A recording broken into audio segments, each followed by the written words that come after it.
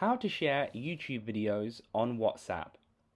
You can do this on Android or iOS devices like the iPhone or iPad with the YouTube app, or you can use the YouTube website as well on your MacBook laptop or Windows PC computer. The first step is going to be clicking on share.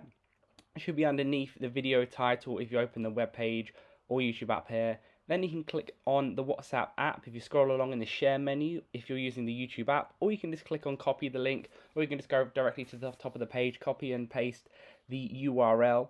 Then you want to click on the chat you want. Then it should be look something like this if you're using the YouTube app and WhatsApp app version. You want to click on send in the top right hand corner.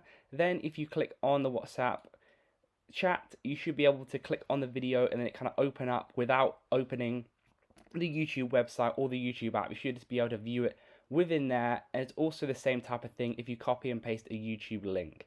So please do leave a like on the video if that helped you out, and subscribe for more helpful videos like this one.